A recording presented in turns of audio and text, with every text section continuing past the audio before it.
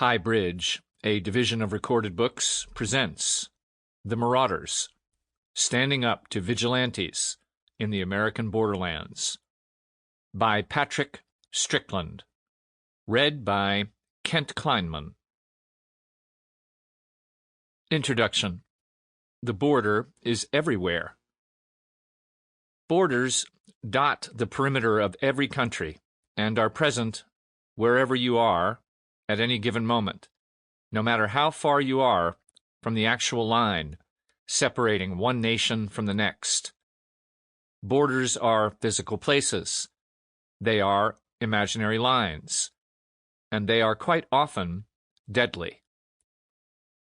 People live on borders, and people die on borders. Food crosses borders, and people starve on borders. Borders produce profits for some, and borders generate poverty and suffering for most. Borders follow those who cross them, in the airport, near points of entry, and in the backs of police vans. The border is everywhere. I don't remember the first time I set eyes on a border, but it would have been in the late 90s, during a day trip with my family. We crossed from Texas, where I grew up, to a town south of the Mexican border. It was when I moved to Israel and Palestine, where I worked as a reporter for 4 years, that I first saw a massive border wall.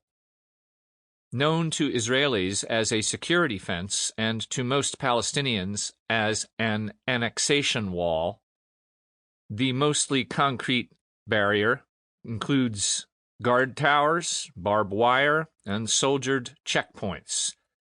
Like all borders, Israel's wall not only attracts violence, it is a magnet for clashes between Palestinian youth and Israeli soldiers, but is in and of itself violent.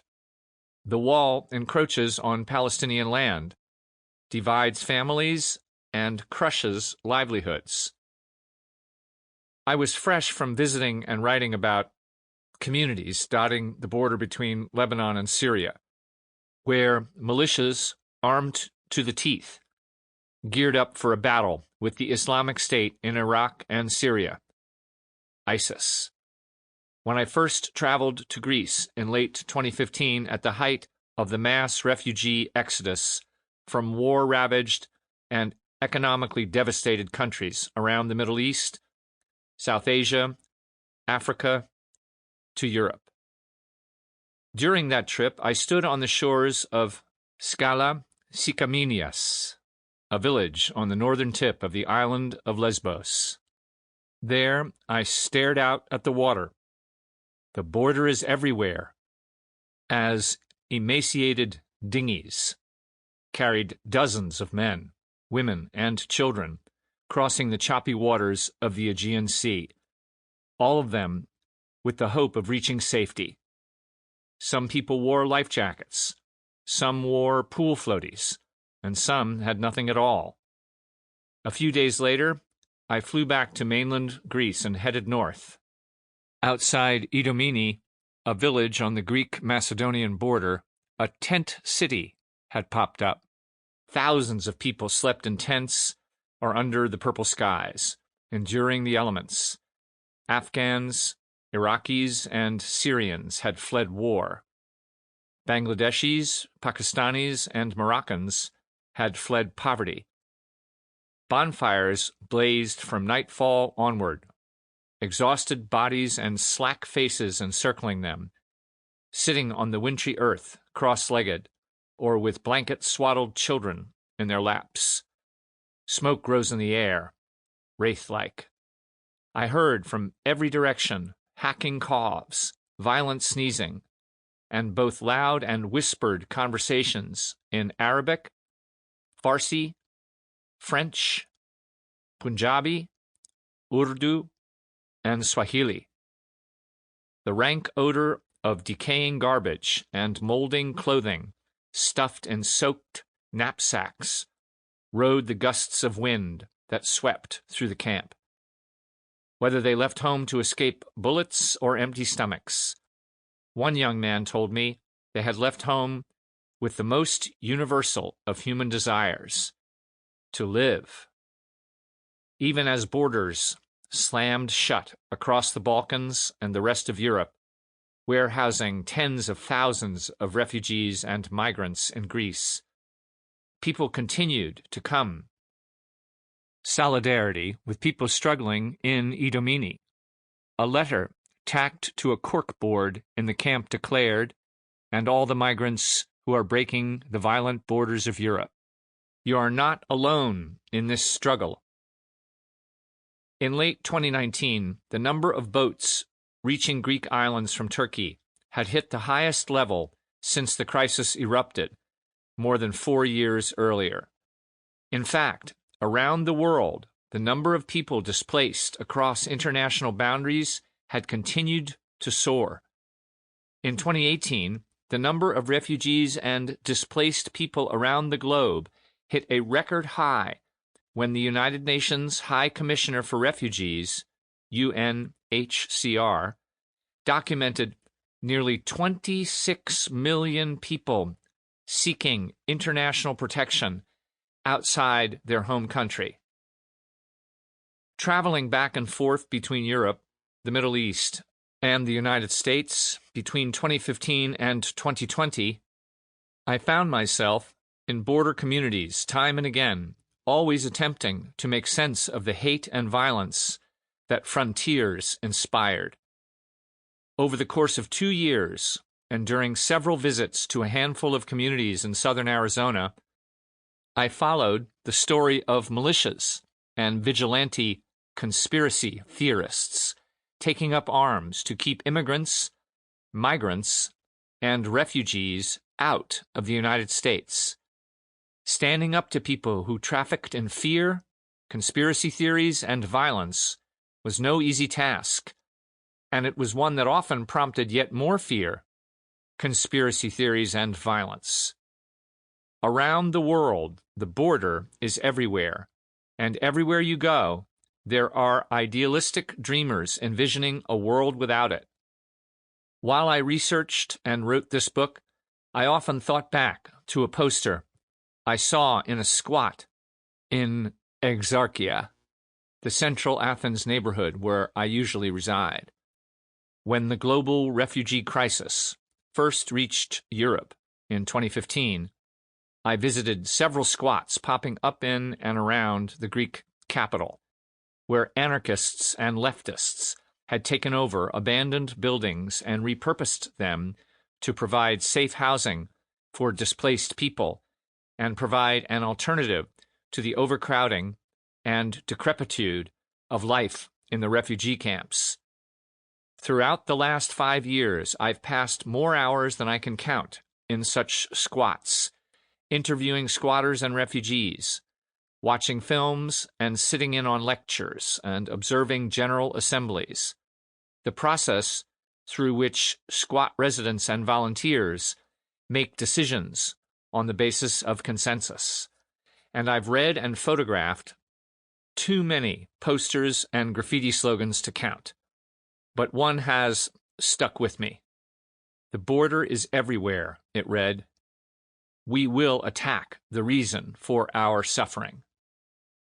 On the brisk morning of November 1st, 2018, only a few days before the midterm elections, I sat in Al Jazeera English's office in Washington, D.C. The border had defined much of the election season, and U.S. President Donald Trump had turned it into the central issue. A so-called caravan of refugees and migrants, mostly from Central America, was en route to the United States, and Trump repeatedly warned the nation that this constituted a national security threat like none other. An invasion, he said. Heeding the president's call to arms, militia groups, armed to the teeth, were flocking south to communities all along the border. As I did every day during my short time filling in at the network's bureau in Washington, D.C., I scanned the internet for potential stories, looking for some underreported tale from the border, some way to highlight an alternative opinion on what was happening on the southernmost edge of the nation. Then I stumbled across something that caught my eye. Some residents of a small community in southern Arizona, Arivaca, had put out anti-militia signs in front of their homes and businesses. Border town takes a stand against militias, the article's title declared. I clicked on the link and hit play on the video accompanying the text. The reporter narrating, Morgan Lowe, had traveled to Arivaca. Drive down the main drag in Arivaca, and it might look like any small town in Arizona. A general store, a cantina, and some cool old buildings, he said. But take a closer look, and you're bound to spot something odd. Signs. Anti-militia signs. Clara Godfrey, a local resident, appeared on the screen. Her hair was long, thick, and straight, framing her suntanned face. "We do not want militias," she said. "No." The television segment explained that militias and vigilante groups had arrived in town and launched a campaign accusing local residents of working with Mexican drug cartels, human traffickers, and people funneling children into child prostitution networks.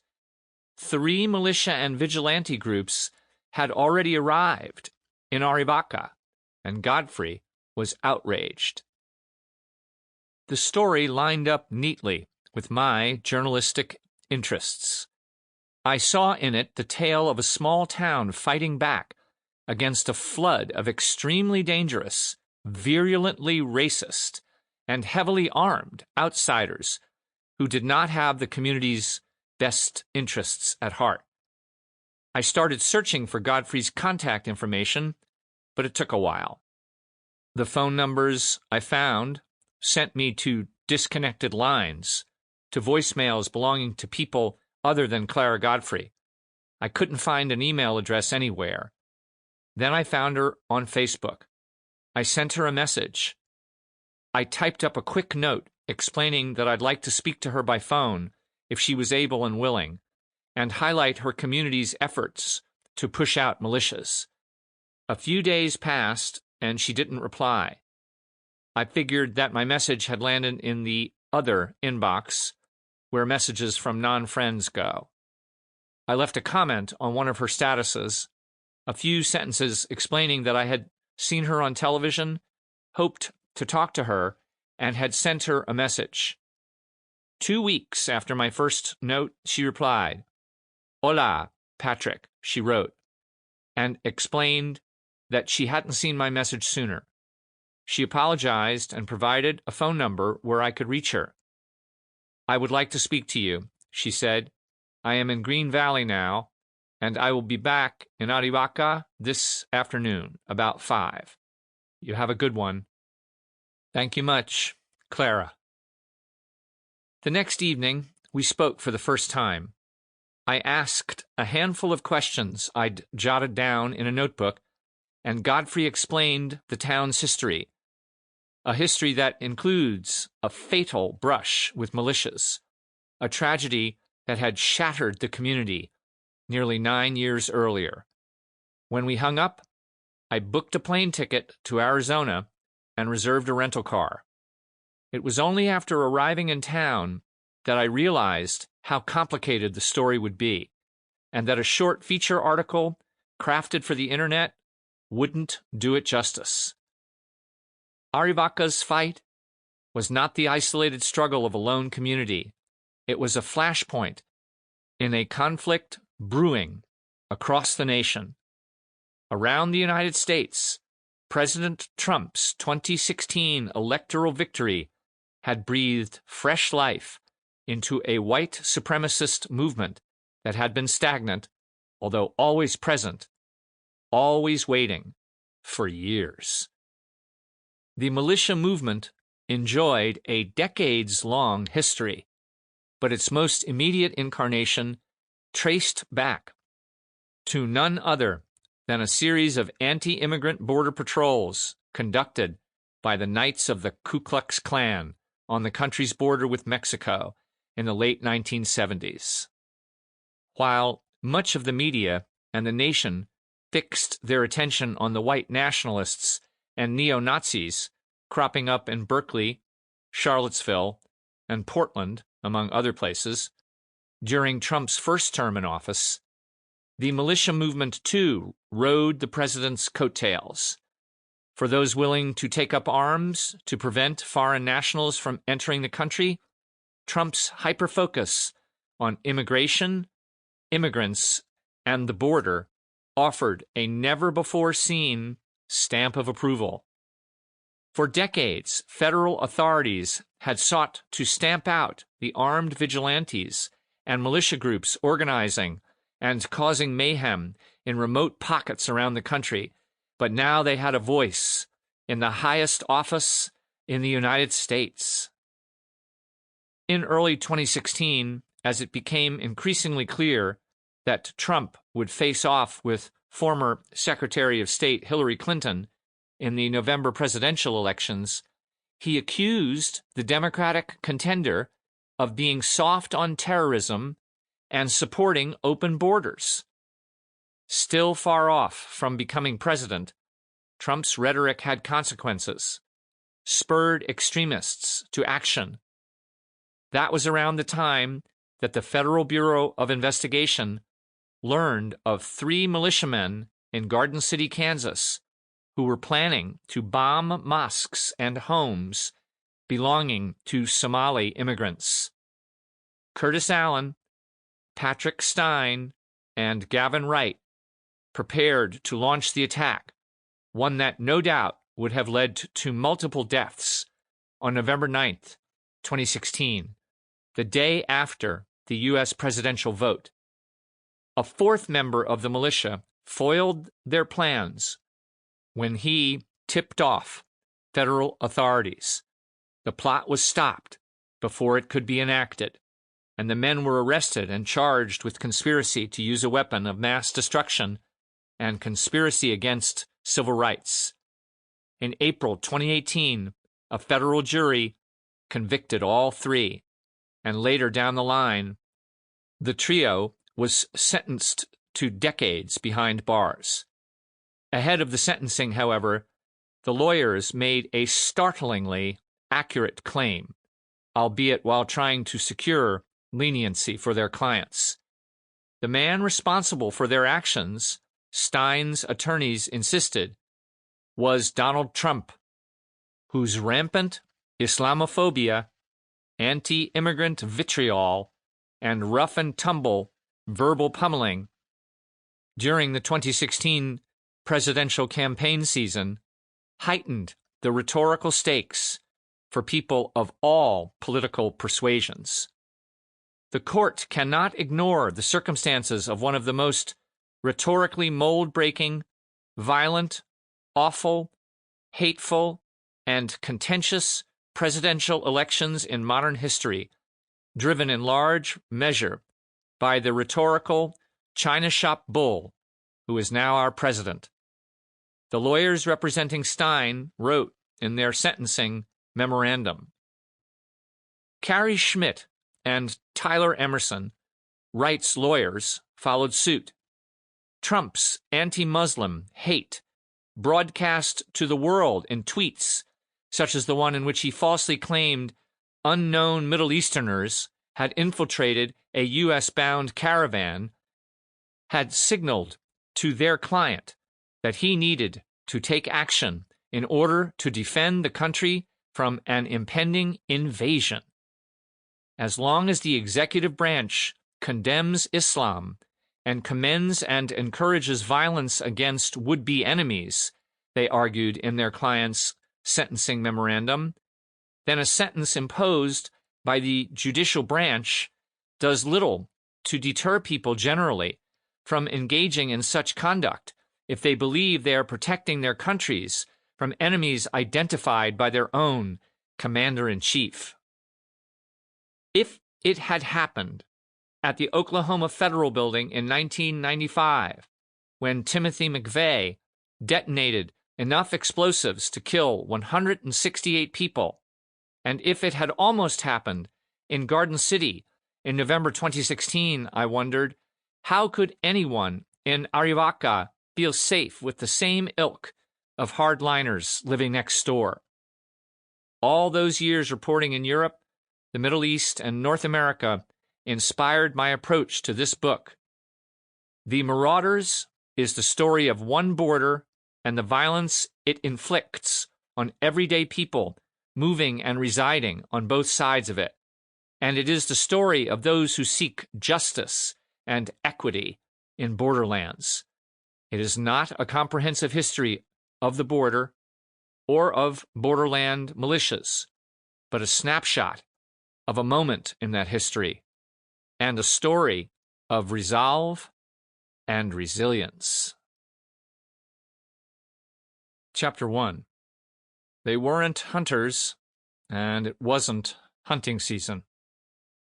When 30-year-old Megan Davern arrived and clocked in for work at La Gitana Cantina on the warm afternoon of August 12th, 2018, she spotted a group of men in tattered army-like fatigues sitting at a textured metal table on the back patio. A cluster of patches on their clothing distinguished them from the other customers, as did the equipment. A remote control-operated drone, flashlights, tracking devices splayed out in front of them. Fastened to their hips were empty gun holsters. They weren't hunters, and it wasn't hunting season, the bartender told me in an interview that December. La Gitana, 12 miles from the U.S.-Mexico border, is open 365 days a year. The only bar in town, the Orange and Teal Cantina, serves as a meeting hub as much as a watering hole. Most days, the bar's patrons mirror the hodgepodge that makes up Arivaca's 600 townspeople. Mexican-Americans, some with roots in the area stretching back to a time before the border existed, retirees who escaped the ever-glowing lights of places like Phoenix and Tucson and their suburban sprawl, bohemians who migrated a few miles from a now-abandoned hippie colony, and humanitarian volunteers who put out water and food in the outskirts for migrants traversing the desert and its rugged mountains. During my early visits to Arivaca, I would sit and watch customers at La Gitana as they sat clustered at tables inside the restaurant and on the back patio. Flannel-shirted hunters in trucker hats shot pool inside. Church-going ranchers popped in for lunch, and loners stopped by to purchase a bottle of booze for takeaway. Hunters from far-flung corners of the country showed up after early morning hunting trips. Pinned to the walls were framed photographs and ball caps and T-shirts for sale. During the day shift, some patrons would crowd up to the bar, putting back draft beers and bottles while the sun still chewed up the world outside. Others drank RC Cola and shot the shit about town gossip. Back in the kitchen, a woman would fry up hamburger patties when an order came in. Once, an amateur gold miner, who told me he was fresh from a wrongful prison sentence and living off the money the government paid him to make up for his time behind bars, explained that he had come to town to pan for gold in the shallow creeks webbing in the desert.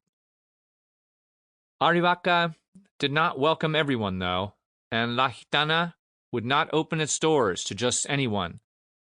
In a town so close to the border, the frontier between the here and the there, with such differing views on what constitutes safety and humanitarianism, with so many weapons in the hands of ranchers, hunters, and just about everyone else, suspicion soaked the land itself. Political divides left one neighbor hating the next, and human rights were a concept that could be weaponized or dismissed altogether. Scotch-taped to the cantina's door, a piece of paper warned unwelcome patrons against entering. Unwanted.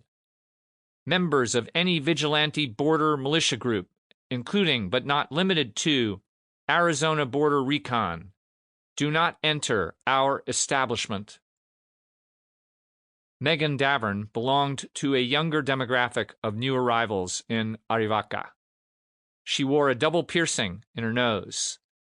Born in California, she had led a transient lifestyle, spending stints in places as distant as Australia and Europe before moving to the border, and heralded a sort of no-nonsense progressivism that clashed with the country's prevailing xenophobia over immigration.